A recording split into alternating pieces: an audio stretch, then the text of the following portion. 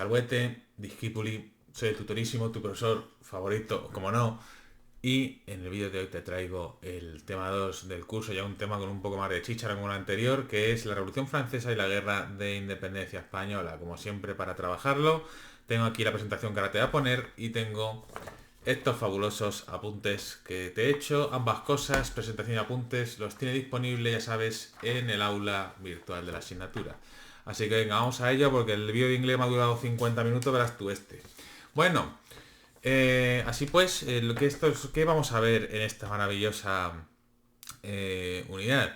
Pues lo siguiente, primero la Revolución Americana, luego la Francesa, que es donde está la chicha, posteriormente su corolario, ¿no? Que es la Francia napoleónica, y por último unos apuntes sobre la historia de España de esta época, que es principalmente la Guerra de Independencia Española, aunque no es lo único. Vamos a empezar hablando de la Revolución Americana. Bueno, pues esto, evidentemente, como su propio nombre indica, va a estar en América, en concreto en las colonias que tenía Gran Bretaña en la costa este de Norteamérica, en lo que hoy en día es la costa este de los Estados Unidos, ¿no? Son estas las 13 colonias. Y estas 13 colonias, pues a finales del siglo XVIII, ¿no? Van a protagonizar la primera revolución que hay en el continente americano y la primera independencia, pues, de una colonia americana, pues, de la historia. Asimismo, van a materializar esas ideas habían expuesto los ilustrados y que hemos estudiado en el tema anterior. ¿Qué es lo que va a ocurrir? Pues bien, principalmente los colonos estaban hasta las narices del rey Jorge porque, por varias razones. Uno, pues que no les permitía enviar representantes al Parlamento inglés, a la House of Commons. Y luego, por otro lado, pues sobre todo la burguesía, ¿no? Que es la que corta el bacalao, pues que no estaba de acuerdo con la política fiscal del Reino Unido, ¿no? Y de hecho el casus belli va a ser un imposto al té que va a introducir el rey Jorge, ¿no? El rey Jorge III. Y en una protesta que hicieron en el puerto de Boston se disfrazaron varios de estos burgueses de indios y tiraron el encargamento por la borda, ¿no? Y esto fue como la chispa pues que prendió la revolución, porque luego los ingleses van a mandar tropas y demás, la van a liar y pues va a estallar una guerra. Durante esta guerra, lo que van a hacer los colonos americanos reunidos en el Congreso General o el Congreso Continental, depende de donde mires, se llama de una manera o de otra, es declarar la independencia de los Estados Unidos del Reino Unido el 4 de julio de 1776. Hay que saberse esta fecha, esta es la declaración de independencia, que se conserva ahí en Washington y demás, y ya con esto ya la guerra es total. Y bueno, aquí tenéis un fragmento de esto, no lo vamos a leer porque si no el vídeo se me queda enorme. En cualquier caso, pues la guerra va a continuar, las tropas americanas van a estar mandadas por este señor, George Washington, que luego a la postre va a ser el primer presidente, con el apoyo de los franceses y de los españoles en menor grado, ¿no? Aquí tenéis una escena de la película El Patriota, que es una maravilla. Y bueno, la guerra va a continuar, finalmente los ingleses van a ser derrotados en la batalla de Yorktown en 1781 y la independencia va a ser reconocida en el Tratado de Versalles de 1783. Después de ello, los Estados Unidos van a redactar la primera constitución política moderna del mundo, ¿no? Que es la Constitución de los Estados Unidos de América, sigue estando en vigor en el año de 1787, la famosa We the People. Y van a elegir su primer presidente, que va a ser George Washington, que es el que había comandado las tropas. Se establece una república federal con separación de poderes, lo que decía Montesquieu, y con soberanía nacional. El poder legislativo lo tiene el Congreso, formado por Senado y Cámara de Representantes, el Ejecutivo, un presidente y un vicepresidente, y el Poder Judicial lo tiene el Tribunal Supremo. Todo esto sigue en vigor a día de hoy. ¿Quién puede votar? Pues los ciudadanos que son blancos, y para ser ciudadano tienes que tener cierto nivel de riqueza, ¿no? Pues los más ricos. Luego esto pues va a ir cambiando a lo largo del tiempo. Aparte de ello, la Constitución pues va a reconocer una serie de derechos, la mayoría de ellos están recogidos en las primeras 10 enmiendas, o sea, 10 añadidos que tiene la Constitución americana, que eso se le conoce como Carta de Derechos o Bill of Rights de 1791, que aquí os he traído 4 de ellos. Y pues aquí las tenéis. Y dicho esto, pues tenemos el primer estado moderno, ¿no? Que se puede decir moderno en el sentido de contemporáneo, ¿no? De más o menos parecido a lo que hay ahora. Aquí tenéis el resumen. Ya sabéis, uy, qué sueño, ya sabéis que esto es un esquema resumen, o sea, esto hay que estudiarse más cosas, que me veo alguno que se va a estudiar esto y me lo voy a zumbar en el examen. Pero bueno, ahí lo dejo. Siguiente punto, la chicha, la Revolución Francesa. Pues, ¿qué va a ocurrir con la Revolución Francesa? Pues esto como muy tocho, vamos a estudiar las causas como Dios manda. Vamos a ver que va a haber cuatro causas, ¿no? Principales. Una crisis social y económica para empezar, ¿no? La social, pues porque el tercer estado era el que mantenía a los otros dos, que era la casta de los vagos, ¿no? El clero y la nobleza. Recordemos el tema uno. Pero también quizá la más importante va a ser la causa económica. Y esta causa económica la podemos dividir en dos partes, una propiamente económica y otra financiera. La económica va a ser debido sobre todo a un alza de precios, lo que se conoce como la inflación, que es lo que estamos viviendo ahora, fundamentalmente los productos básicos, y el producto más básico pues es el pan, ¿no? Y aquí podéis ver, ¿no? Este gráfico que va a haber, sobre todo los años previos a la revolución, una serie de malas cosechas que va a hacer que el precio del grano se dispare y esto va a causar descontento sobre todo en las clases populares. De hecho va a haber incluso lo que se llamó la guerra de las harinas, ¿no? Que es una serie de disturbios pues debido a eso, al precio del grano y de las harinas. Por otro lado, una crisis financiera. Esto es que el Estado francés estaba prácticamente en bancarrota, virtual, ¿no? Porque tenía muchos más gastos, que son los egresos, que ingresos. Por lo tanto, estaba en déficit. ¿Por qué se debía a esto? Uno, porque tenía que pagar la inmensa deuda que había contraído para financiar sus gastos militares, fundamentalmente la Guerra de los Siete Años y la Guerra de Independencia Americana, que intervinieron los franceses, así como los gastos en la corte y en las chorradas en las que se gastaba el dinero Luis XVI y su familia, ¿no? Porque es Luis XVI el que gobierna junto con su mujer María Antonieta, que tenía fama de manirrota, ¿no? Y bueno, para que veáis el lujo y la cantidad de dinero que se gastaba en Versalles, aquí os puse un par de fragmentos de la película de María Antonieta de la Coppola. Y bueno, ¿qué van a proponer los asesores y en concreto su ministro de Economía Jacques Necker a Luis XVI? Que introduzca nuevos impuestos y sobre todo que sean los ricos los que paguen impuestos, el clero y la nobleza, los cuales no lo pagaban por su privilegio estamental. ¿Qué es lo que van a hacer que se orían la tostada los estamentos privilegiados? Van a exigir al rey la convocatoria de los estados generales, que es el nombre, si os acordáis del tema anterior, de la Asamblea Representativa de los estamentos en Francia. Y esta era la que tenía potestad de hacer una reforma fiscal. Pero para que veáis que en las monarquías absolutas de esto se sudaba, la última vez que se habían reunido los estados generales era 175 años antes, durante Luis XIII, así que os podéis imaginar. En cualquier caso, y de hecho, a estos estados generales se podían enviar pues tus peticiones o tus quejas, y de hecho existen un mogollón de esos cahiers de doléances o cuadernos de quejas, ¿no? En los que cada uno de los estamentos, esta es una del estamento del tercer estado y esta es una del segundo estado, pues establecía o digamos pues recogía pues, sus quejas, ¿no? Que para eso se llama así. Lo pongo, bueno, o sea, no lo dejo porque pues porque no, o sea, se lee, si lo queréis leer ya sabéis, lo podéis leer en el PowerPoint o para el vídeo.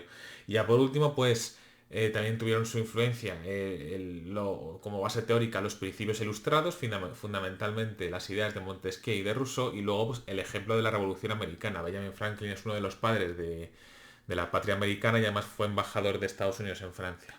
Así pues, va a empezar la revolución en el año de 1789.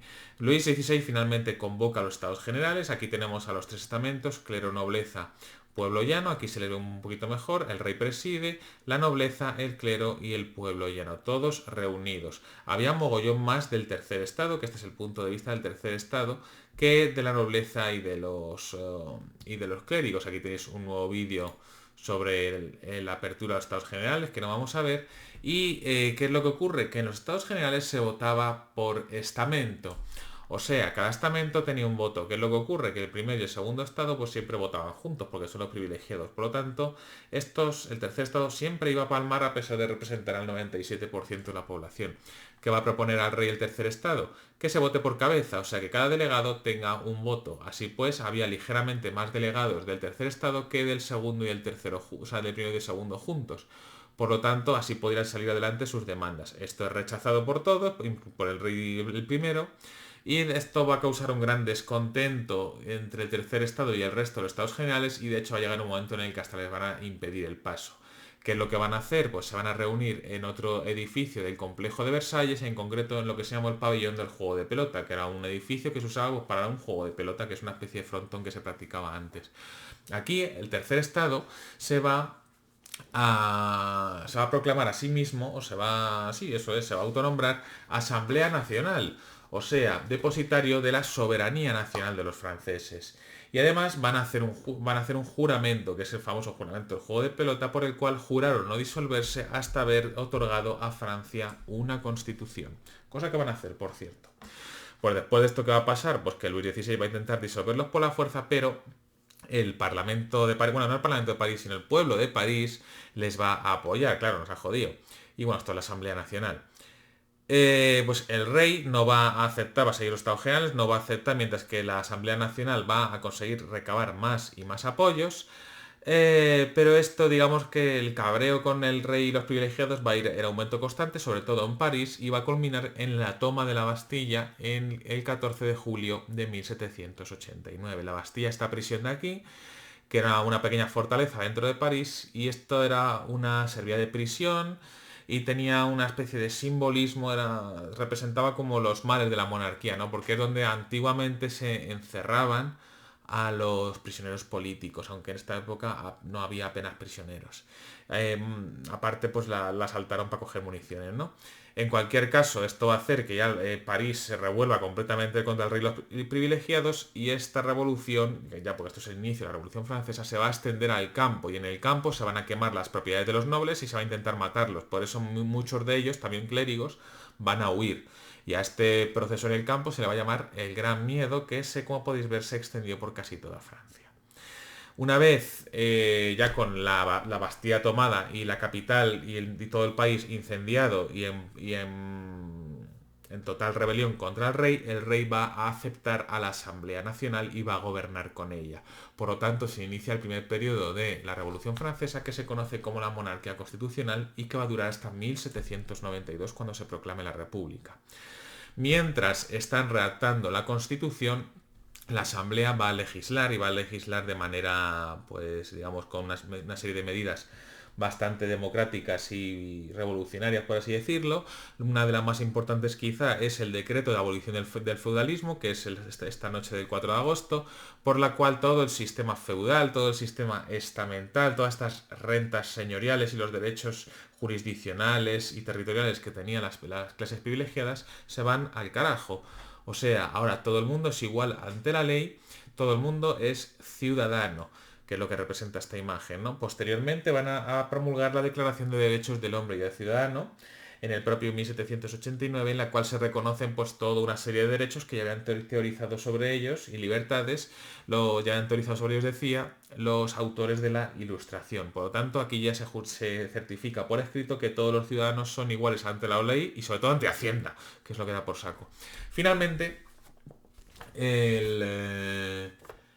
lo diré, se va a terminar de redactar esta Constitución de 1791, que va a establecer un régimen de monarquía constitucional con separación de poderes en poder ejecutivo, legislativo y judicial. El legislativo siempre lo tiene el rey y sus ministros, el legislativo la asamblea y el judicial los tribunales. El rey tiene derecho de veto, pero es la asamblea la que legisla. Va a haber la soberanía nacional, ya que la asamblea es elegida por una serie de electores, que se establece un sufragio censitario. Esto quiere decir que solo pueden votar unas pocas personas. Un censo, ¿no? Que un censo no deja de ser una lista de personas. En este caso, los franceses mayores de 25 años que pagan la contribución, o sea, que pagan impuestos. Y ya con esto, pues se empieza a gobernar de manera, digamos, ordinaria, ¿no? La asamblea se transforma en una asamblea legislativa y sigue estableciendo medidas, pues, que sobre todo liberales, ¿no? Se va a obligar a pagar impuestos a la nobleza, se van a abolir los gremios, se va a crear la Guardia Nacional, que creo que no he puesto una foto, no sé por qué, pero debería haberla puesto, ¿no? Que es un cuerpo, una milicia controlada por la propia asamblea y que van siempre de azul. Se van a expropiar las tierras de la iglesia y de hecho se va a establecer lo que se llama la Constitución Civil del Clero, que no sé por qué no está en negrita en los apuntes, que va a separar ya del todo la Iglesia y el Estado, y que de hecho va a obligar a la Iglesia a jurar lealtad al Estado francés en lugar de al Papa, cosa por la que muchos eclesiásticos estuvieron en contra y van a ser fusilados. Bueno, en cualquier caso, finalmente también otras cosas que van a hacer así de manera más racional: se va a establecer una nueva organización territorial. En colorines veis los antiguos señoríos nobiliarios, podéis ver que algunos son enormes, mientras que en las líneas negras podéis ver los departamentos franceses, que muchos de ellos son actuales, o sea, siguen existiendo, y que tienen pues una organización bastante más De ese digo, uy, ¡ay, qué sueño! De sentido común o razonable. Es que es domingo por la tarde, estoy hecho polvo. Y bueno, pues todo esto muy bien, ¿no? Pero el rey está gobernando en un régimen de monarquía constitucional, digamos, obligado, porque él lo que preferiría es ser nuevamente pues monarca absoluto. Y para ello pues va a conspirar con todas esas clases privilegiadas que se han exiliado durante el Gran Miedo, fundamentalmente a esta zona que son los Países Bajos austriacos, y también con algunas monarquías absolutas con las que tenía lazos, ¿no? Fundamentalmente Austria y Prusia. Con Austria, pues que su mujer era la hermana del emperador. Y junto con esto, el rey va a intentar huir, salir de París y escapar a la zona de Austria, ¿no? Para ponerse, está esperando que un ejército austriaco que se estaba preparando invadiese Francia y le reinstaurase en el trono, pero como monarca absoluto.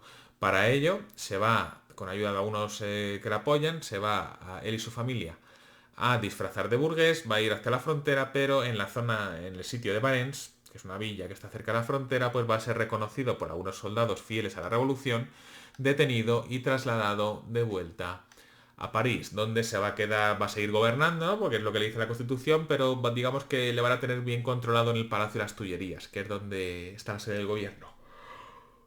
¡Ay! Madre de Dios, madre del amor hermoso. Me estoy quedando fritísimo. Pero no porque esto sea aburrido, porque es súper interesante, sino porque yo no duermo. Bueno, con esto se inaugura esto que no lo he dicho, perdón, la convención, que es la etapa que más mola de la Revolución Francesa del 92 al 95, aunque los jacobinos caen en el 94. Todo esto, uy, porque esto va ahora. Todo esto va a empezar con la proclamación de la República, fundamentalmente debido a los sans-culottes. Los sans-culottes es, bueno, quiere decir los sin culottes. El culotte es este pantalón que llega hasta la rodilla y que era típico de la nobleza, cosa que no se podían permitir los pobres, que como podéis ver va con pantalones y con zuecos.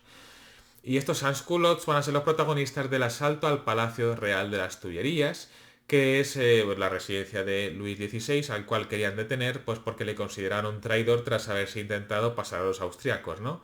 Y con el apoyo de la Guardia Nacional, estos que van aquí de azul, van a asaltar este palacio, ¿no?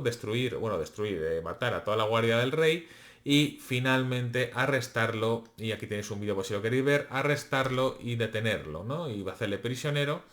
Y después de esto se va, claro, el rey está prisionero y se va a proclamar la República Francesa en septiembre de 1792, que tiene los símbolos que conocemos hoy en día, fundamentalmente la bandera tricolor y el lema de libertad, igualdad y fraternidad. Antes de continuar, vamos a ver cómo está la situación política. Tenemos dos grandes grupos, los absolutistas y los patriotas. Los absolutistas son los realistas, los que apoyan al rey como monarca absoluto, fundamentalmente nobleza y clero, además de la familia real. Y aquí dice que eso, muchos se exiliaron porque se habían ido del país debido al gran miedo. Después, dentro de los patriotas tenemos monárquicos y republicanos. Los monárquicos son los que han triunfado hasta ahora, que lo que quieren es una constitución y que el rey gobierne en una monarquía constitucional, que es lo que hayan hecho hasta ahora, y luego están los republicanos, los que quieren mandar al rey a tomar por saco, y de los cuales va a haber dos subgrupos, ¿no? Que son los moderados, se les conoce como girondinos, y los más radicales, que se les conoce como jacobinos. En el gobierno de la convención, el primer año van a gobernar los girondinos, que son estos azules de aquí, y en el segundo los jacobinos, que son aquí los rojos. Los de en medio se le llama la llanura o el pantano, y estos apoyaban a unos u otros por dependiendo de la situación. Por lo tanto, durante el año de gobierno girondino, aparte de continuar con las acciones bélicas y demás, pues lo más importante que va a ocurrir es el juicio de Luis XVI. Ahora mismo la convención, que es como se llama ahora la Asamblea Nacional, una nueva asamblea que ha sido elegida por sufragio nacional, por cierto, lo que va a hacer es asumir todos los poderes y por tanto el poder judicial. Ergo, va a juzgar a Luis XVI. Y se le va a juzgar por alta traición, fundamentalmente eso, por intentar pasarse a los austriacos, y va a ser encontrado culpable y condenado a muerte por mayoría no muy amplia, y finalmente ejecutado el 21 de enero de 1793 en la guillotina, en la Plaza de la Concorde de París. Y de París, hoy por favor. Y aquí tenéis el vídeo, que es estupendo. Y bueno, su cenotafio, esta que es un cenotafio, es una tumba vacía, está en la abadía de Saint-Denis. Después de esto va a ser muy interesante porque va a haber un follón que te caga, porque claro, una cosa es hacer una constitución y otra cosa es atreverse a cargarse al rey, que como todos sabemos es el enviado de Dios, ¿no? O sea, gobierna por gracia de Dios. Entonces, esto va a motivar que, aparte de Prusia y Austria, que ya estaban en guerra, a la primera coalición se le una pues prácticamente toda Europa, Gran Bretaña, Portugal, España, Holanda, prácticamente todo el Sacro Imperio y los grandes estados italianos como Saboya, los estados pontificios o el Reino de Nápoles. Todos declaren la guerra a Francia y de hecho van a intentar, pues le van a invadir por todos lados. Para hacer frente a ello, la convención, que ya va a estar controlada por los jacobinos, va a organizar una leva masiva. Una leva es un reclutamiento, ¿no? Un reclutamiento obligatorio. Y cuando hablamos de masiva, hablamos de más de 1 millón de hombres, que para la época, a finales del siglo XVIII, es una auténtica burrada. Gracias a esta leva van a conseguir ganar la guerra, porque gana la guerra Francia, aunque la gana 5 años más tarde. Y aparte va a haber una revuelta interna, que es la revuelta de la Vendée. La Vendée, esta zona del oeste de Francia, o la Vendea, que se dice en castellano. Y es una revuelta monárquica y católica y que va a ser reprimida muy duramente a cañonazos por las tropas de la convención. Así pues, con los jacobinos se va ya en el año 1793 se va a inaugurar la etapa más bestia, ¿no?, de la Revolución Francesa, más radical o más extrema, que es la Convención Jacobina. Para ello se va a redactar una nueva constitución, la del 93, que no va a entrar en vigor, ¿vale? Porque no da tiempo, pero vamos a establecer una república, sufragio popular universal, una única asamblea y un ejecutivo con un consejo de 24 miembros, o sea, bastante más democrática. Hasta, hasta que sea promulgada, pues el ejecutivo jacobino lo va a ejercer un órgano colegiado que se llama el Comité de Salvación Pública, que va a estar liderado pues, por el líder de los jacobinos, que es Maximilien de Robespierre, junto con otros como Danton. Y Robespierre pues se va a pasar un poco, ¿no? Porque lo que va a hacer para salvaguardar la república, ¿no? Pues sobre todo de las revueltas internas como externas, es cargarse a todo aquel que sea sospechoso de no ser afecto suyo, o sea, de apoyarle. Y para ello va a establecer esta terrorífica pero maravillosa ley de sospechosos, que es básicamente a cualquiera que sospeche yo que no me apoya, me lo puedo detener y le puedo ajusticiar, y de hecho va a justiciar un huevo de gente. Se va a cargar a los girondinos, a su líder Brissot, se va a cargar a María Antonieta, se va a cargar a un montón de aristócratas, porque dice que todos los nobles son sospechosos también. Y bueno, prácticamente se va a cargar a toda Francia, que es de lo que se cachondea esta guillotina, ¿no? Pero bueno, esta viñeta, perdón.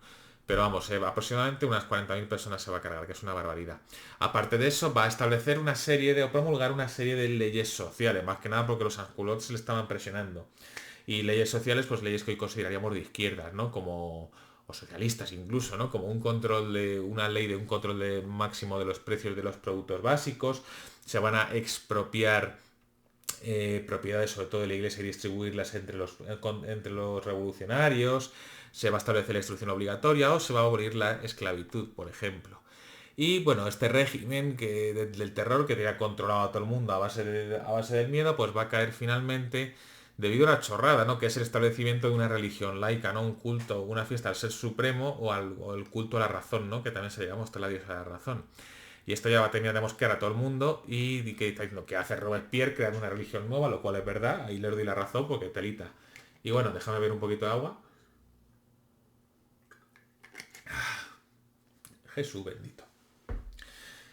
Y pues esto lo que va a motivar es una revuelta, bueno, en concreto más que una revuelta, un golpe de Estado, y este golpe de Estado se le llamó el golpe de Thermidor, ¿no? O de 9 de Thermidor. Thermidor es uno de los nombres que recibían los meses en el calendario republicano francés, no lo he puesto aquí pero lo enseñé en clase, ¿no? Que es, dentro de su reacción anticlerical que tenían los republicanos, van a abolir el cristianismo y cualquier cosa que les recuerde al cristianismo, por ejemplo, el calendario gregoriano, que es el que usamos nosotros ahora. Y por eso muchas de las fechas que veis de esta época tendrán nombres raros, que son los meses del calendario republicano francés. En cualquier caso, el golpe de Thermidor es en julio de 1794.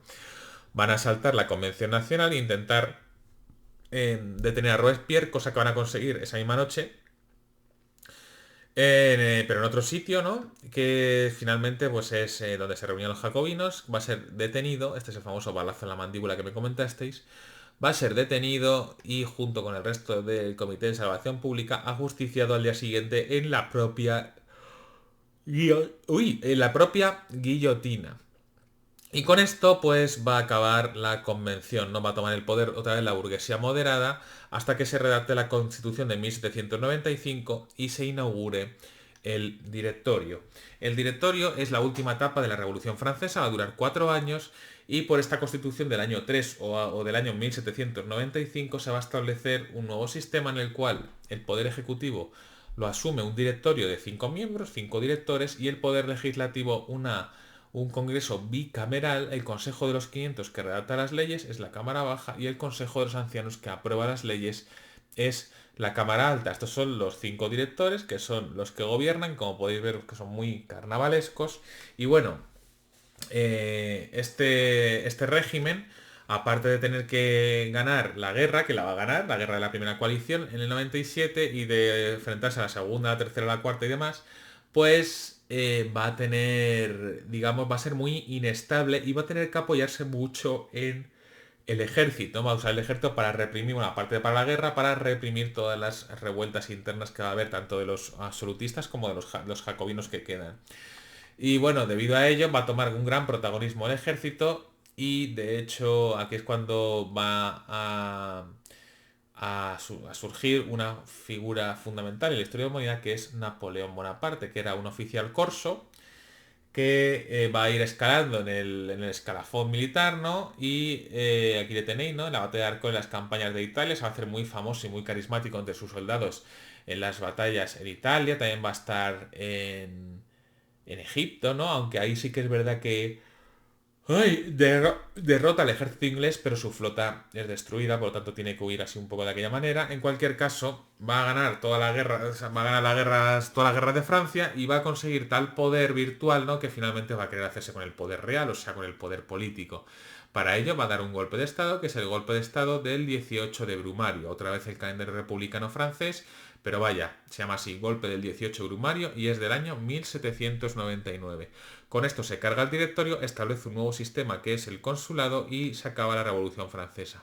¿Qué nos ha dejado la Revolución Francesa? Recuerden que esto no entra en el examen, pero todo lo que tenéis ahí, esos parrafazos, pues así un poquito por encima, estas grandes ideas que se materializan en Europa, la libertad, la igualdad, la fraternidad, esas ideas ilustradas, una distribución del territorio mucho más racional, la igualdad de todos ante la ley, ¿no?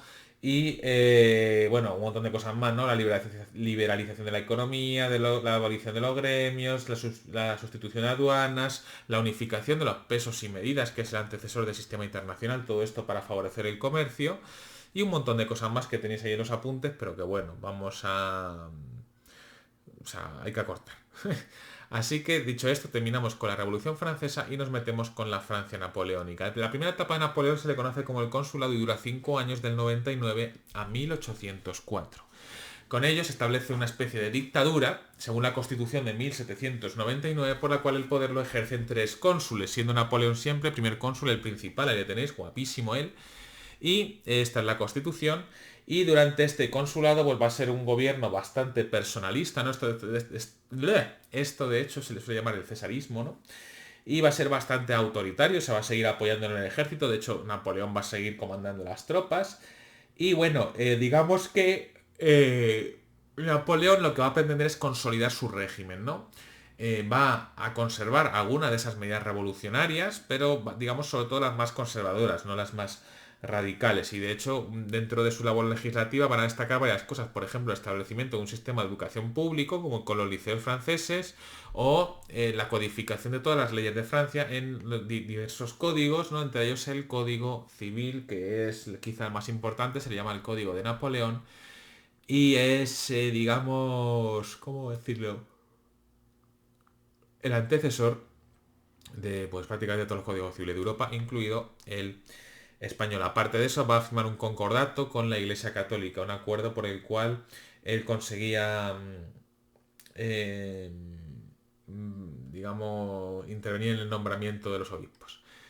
Y su poder va a seguir creciendo debido también a sus victorias militares y finalmente se va a autoproclamar emperador de los franceses en el año 1804. Y con esto se inaugura el primer imperio francés, que es posiblemente la etapa más gloriosa de Francia, ¿no? Y Napoleón lo que va a hacer durante el imperio fundamentalmente es una política exterior muy expansionista, porque Napoleón soñaba pues, con una Europa unida. Para ello va a utilizar a su gran ejército, ¿no? Se llama la Grande Armée, y con él pues va a prácticamente a dominar toda Europa y va a acabar pues definitivamente con todos los enemigos de Francia.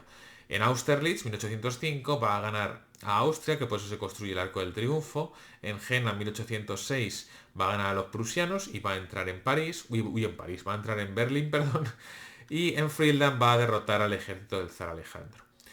Ya con esto, pues aparte de una serie, estos son a los tres grandes, pero vamos, se va a reventar a toda Europa. Y finalmente, como podéis ver, aquí tenéis el territorio del Imperio francés va a aumentar bastante. Va a incluir zonas como Cataluña, Italia, la costa dálmata o todo lo que son los Países Bajos y el norte de Alemania como territorio francés. Y aparte de ello, que son las zonas que veis en morado, aparte de ello va a controlar directa o indirectamente a todos los estados europeos que veis dentro de esta línea roja. Con Austria y con Prusia va a firmar sendos tratados de paz que los convierten en aliados. Con el resto lo que va a hacer es o bien anexionarlo a Francia o bien meter a un gobernante títere que básicamente eran sus hermanos y su hermana. Por ejemplo, en España pues se metió José I. ¿Y quién va a ser los únicos que se opongan de manera real a Napoleón? Los ingleses y los rusos. Los ingleses no pudieron ser derrotados porque para invadir Inglaterra necesitas una flota. La flota fue destruida en la batalla de Trafalgar en 1805, una batalla en la que también los españoles perdimos nuestra flota.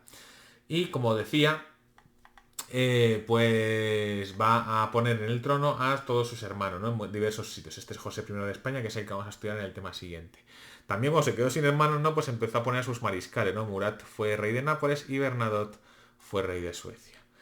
Pero el declive de Napoleón va a empezar, bueno, va a empezar como muy pronto en España, ¿no? En el 1808 con el levantamiento del 2 de mayo. Y con la primera derrota de la Gran Armée en Bailén, lo veremos en el siguiente punto más adelante, pero sobre todo el gran desastre de Napoleón fue la campaña de Rusia, ¿no? Por la cual con un ejército de 422.000 hombres se entró a la invasión de Rusia, va a llegar a Moscú, pero los rusos no van a presentar casi nunca batalla o batalla en campo abierto, sino que van a ejercitar una retirada controlada con lo que se llama la táctica de la tierra quemada, ¿no? Que es quemar todas las cosechas para que se murieran de hambre. Y entre eso y el frío, más las bajas normales de la guerra, pues lo que va a pasar es que solo 100.000 personas de los 422.000 llegan a Moscú y posteriormente, tras la retirada, el año siguiente, 1813, solo 10.000 personas van a volver a donde salieron 422.000, lo cual es una barbaridad. Y aquí podéis veros algunas imágenes, aquí están cruzando la frontera durante la ida. La batalla más importante seguramente fue Borodino, que ganaron los franceses, aunque no fue una victoria muy especialmente importante. Y Napoleón va a llegar hasta Moscú, pero desde ahí se va a volver para atrás porque no podía mantener su ejército, por eso sí se va a cargar el Kremlin. Y pues la retirada francesa fue bastante penosa, sobre todo por el frío que hacía, que hicieron que se murieran muchos soldados franceses, lo que se llamó, que siempre, o que muchas veces se dice, ¿no? Que el mejor general de Rusia es el general invierno. Pues después de esta retirada tan triste y viendo que las tropas de Napoleón habían sido diezmadas, lo que van a hacer el resto de potencias europeas subyugadas es declarar la guerra nuevamente a Napoleón, lo que se llamó la Séptima Coalición, y van a derrotar a Napoleón en la batalla de Leipzig en 1814. Tras esto es obligado a abdicar y se le exilia a la isla de Elba, que es una pequeña isla que está en el oeste de Italia. Y al trono de Francia vuelven a poner a Luis XVIII, que es un Borbón, es el hermano pequeño de Luis XVI.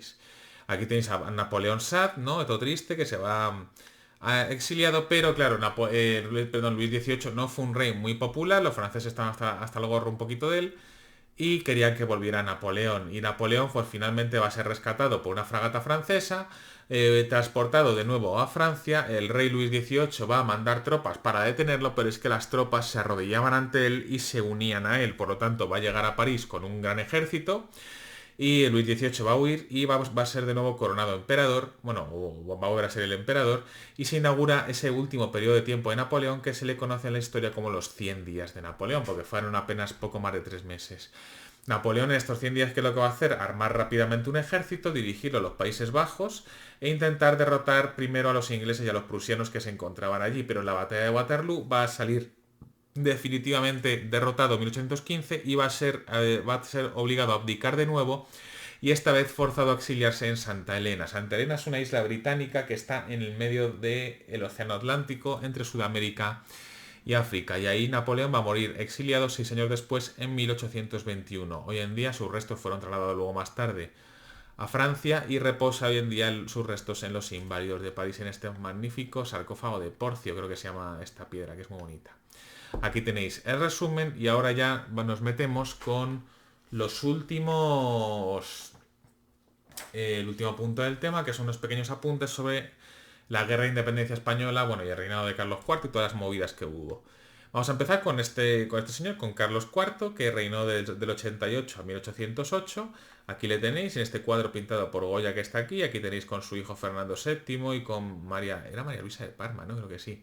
Su mujer y demás. Pero bueno, realmente quien ejercía el poder en el reinado de Carlos IV era su valido, ¿no? Si os acordáis de tercero de la ESO, un valido es una especie como de, entre muchas comillas, primer ministro, o sea, suele ser un noble, aquel rey que gobierna en nombre del rey, ¿no? O sea, que es el gobernante real, mientras el rey pues, se dedica pues a otras cosas.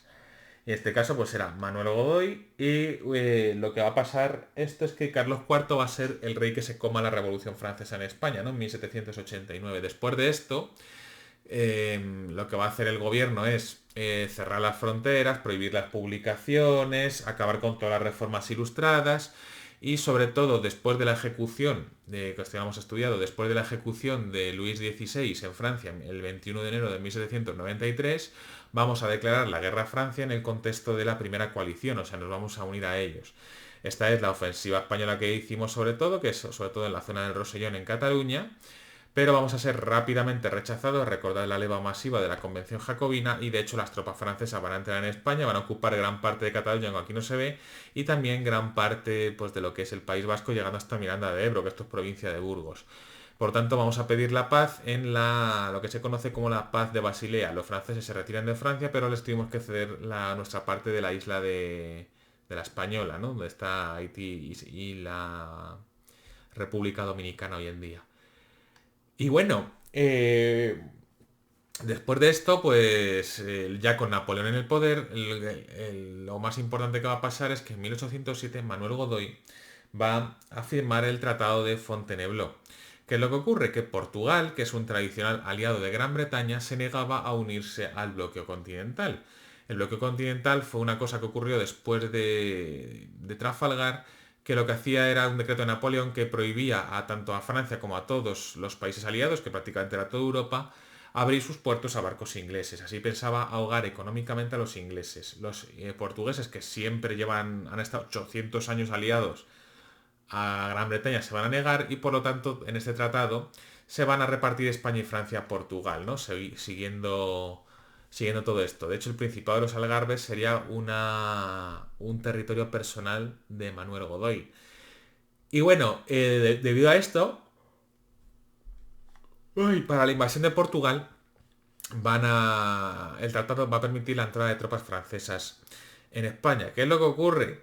Que los franceses, en vez de dirigirse con todo a Lisboa, que es lo que, hombre, a ver, parte sí lo va a hacer, es el Mariscal Junot, pues también se van a dedicar a ocupar otras plazas fuertes, Victoria, Zaragoza con los sitios, varias partes de Cataluña, van a ir también a Valencia, y uno piensa, pero ¿qué hacéis por aquí si tenéis que ir para acá? That's suspicious, ¿no?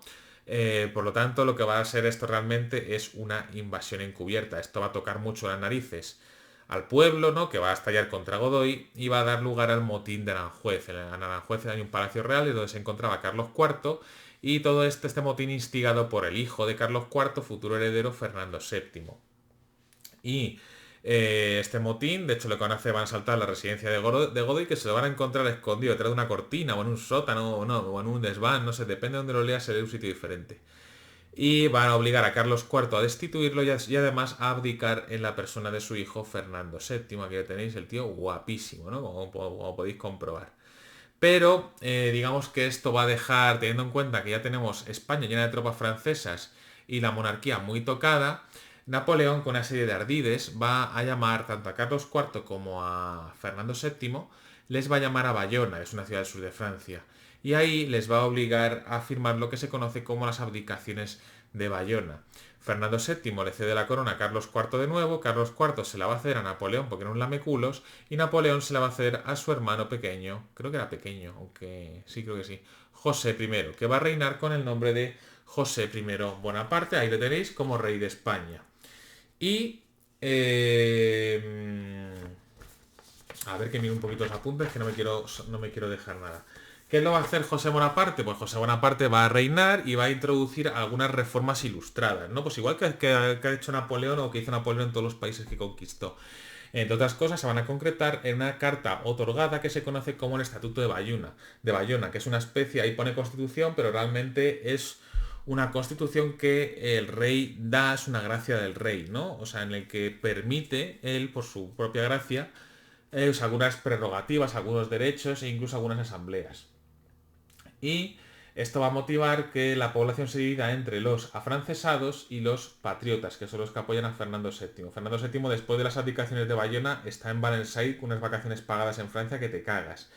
Y bueno, esto es las prefecturas que hizo José I, que como podéis ver es bastante interesante para ser de finales del siglo XVIII. Pero bueno, José I no va a ser un rey muy querido por los españoles y esto va a dar lugar a la Guerra de Independencia, que va a empezar con el levantamiento del 2 de mayo en Madrid, ¿no? Debido a que se llevaban al último infante, a Francisco de Paula, creo que se llamaba, también para Francia, ¿no? Y pues va a haber una revuelta contra los franceses que va a acabar pues con una masacre al día siguiente, los famosos fusilamientos del 3 de mayo, que esta es la pobre de Manuela Malasaña. Y aquí se van a destacar, por ejemplo, Daoiz y Velarde, que son dos capitanes que defendían el parque de Monteleón, que era un cuartel de artillería, que desde ahí, pues el pueblo, o sea, las tropas tenían órdenes del rey de no tocar a los franceses, ¿no? Pero aquí cogieron el pueblo y dijeron, pero esto qué es, o sea, el rey que está en Francia de vacaciones y nosotros aquí sin hacer nada, venga, hombre. Y pues sacaron los cañones, pero bueno, vamos, en cualquier caso que fueron masacrados y hoy se les recuerda en la plaza del 2 de mayo de Madrid. Al día siguiente, pues los franceses fusilaron a bastante gente. Y bueno, esto va a ser la chispa que dé lugar a la Guerra de Independencia, también fundamentalmente por el bando de los alcaldes de Móstoles, en el que contaron todo esto al resto de España. Y bueno, ya con esto tenemos guerra abierta y a pesar de que va a haber algunas victorias iniciales españolas, por ejemplo la famosa batalla de Bailén, que es la primera derrota de la Gran Armée en campo abierto, pues los franceses van a ocupar prácticamente toda España, ¿no? Excepto la zona de Cádiz, aunque si bien es cierto que eso fue después de la intervención personal de Napoleón, que estuvo hasta en Astorga, por cierto, y porque claro, aquí también estuvieron los ingleses, ¿no? De Arthur Wellesley, que es el duque de Wellington, ¿no? Apoyándonos a nosotros junto con los portugueses. Hemos dicho que pues, dentro de estos episodios destacados, la batalla de Bailén o los sitios de Zaragoza con Agustina de Aragón, que es una mujer que cañoneó a varios franceses. Y la guerra fundamentalmente cuando las tropas fueron derrotadas, pues se desarrolló sobre todo lo que se conoce como la guerra de guerrillas, ¿no? Que son esos pequeños ataques de milicianos que no dejaban de ser gente del pueblo y que se escondían sobre todo en las montañas. Destacó entre muchos otros, pues Juan Martín el Empecinado, luego estaba el cura Merino, Espocimina, Díaz Porlier, etcétera, etcétera. Pero bueno, en cualquier caso, la segunda fase de la independencia, de la Guerra de Independencia española, la iniciativa la volvemos a recuperar después de la debacle en Rusia de Napoleón, que hizo que necesitase más tropas en Europa y por lo tanto con la ayuda de ingleses y portugueses vamos a ir derrotando a los franceses y finalmente echándolos en la batalla de San Marcial en 1813, para luego en 1814 invadir el propio territorio francés. Después de esto los franceses van a pedir la paz y de hecho van a firmar un tratado con Fernando VII, el Tratado de Valensay, por el cual se le reconoce como rey de España y Francia se retira. Y por último nos queda mencionar las Cortes de Cádiz y la Constitución de 1812. ¿Qué es lo que pasó? Que durante la guerra el poder, ya que Fernando VII está en Francia, prisionero, entre comillas, decían ellos, pues el poder lo van a asumir unas juntas supremas de defensa que se van a juntar en una junta suprema central que van a ser el gobierno del país en ausencia del rey y que van a dirigir la guerra. Y esta Junta Suprema va a convocar unas cortes, porque también estaba formada por gente liberal, ¿no? Y por eso, pues van a formar unas cortes para ejercer una labor legislativa. Estas cortes se van a reunir en la única ciudad libre que había en España, o sea, no ocupada por los franceses, que era Cádiz.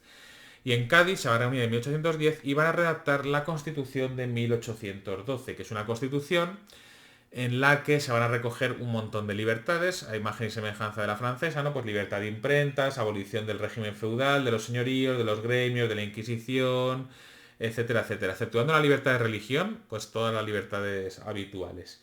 Y pues esto va a ser el principio del fin del antiguo régimen en España y además establece la soberanía nacional y la división de poderes, o sea, establece una monarquía constitucional en la persona de Fernando VII. Fernando VII cuando vuelva a España lo primero que va a hacer va a ser derogar la Constitución, pero bueno, en cualquier caso se va a promulgar y esto va a ser un hito porque va a ser el nacimiento pues, de la España moderna. Aquí tenéis varios artículos por si tenéis curiosidad y hoy en día esto se recuerda en Cádiz pues en este monumento.